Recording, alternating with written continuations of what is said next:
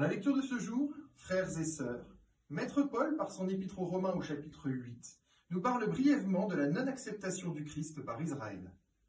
Il nous explique que le zèle des Juifs fut mal éclairé, au sens où il fut davantage tourné vers leur propre grandeur, ce qui les détourna de fait de celle bien différente de Dieu. N'ayant pas accepté que le Christ ne fût pas le guerrier conquérant qu'ils souhaitaient, ils ont de facto rejeté l'appel à l'humilité que ce dernier leur avait lancé. Refusant alors de se faire petits pour être plus grands, ils n'ont pas su se détourner de la violence oppressive afin de se tourner vers l'humanité en son entièreté. Le clanisme devint alors leur nouvelle voie, qui ne pouvait qu'être l'opposé de l'universalisme voulu par l'unique divinité. C'est là que se présente la fracture, frères et sœurs, entre l'ancienne loi mosaïque des Juifs et la nouvelle alliance du Christ. En cela, le Christ ne peut être, comme le disent certains, le fils de David, pas plus que la continuité d'une loi qu'il a lui-même brisée. Après tout, rappelez-vous l'Évangélion, y a-t-il une seule parabole qui ne soit pas adressée à Israël et à son iniquité ? Il est en effet assez clair que le Christ a consacré tout son ministère à tenter de libérer Israël de lui-même.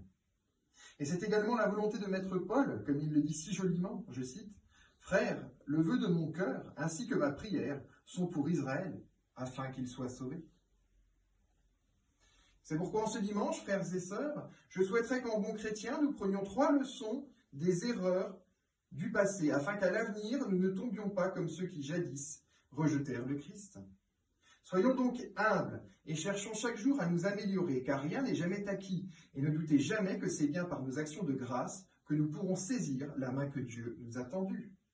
Soyons ouverts à quiconque montre la volonté d'arpenter le chemin, et ne laissons jamais derrière un frère ou une sœur pour un bête prétexte de sang que certains jugeraient inférieur. Soyons à même de porter notre croix afin de ne jamais connaître l'horreur de la décadence qu'entraîne le trop de confort, car il faudra rester alerte et en capacité pour le jour du retour du Fils de l'humanité. C'est très simple en réalité, il nous suffit de rester fidèles pour être sauvés. Gardons donc précieusement en nous ce que le Christ nous a enseigné. Faisons le ménage en nous afin de nous délester de ce qui nous fait entrave pour accéder au royaume de l'unique divinité. Pour terminer, rappelons-nous constamment que le Christ est notre unique roi et qu'aucune fausse autorité, fût-elle un riche chef d'État ou une puissante nation, ne saurait suffisamment se dépouiller pour parler en son divin nom. Amen.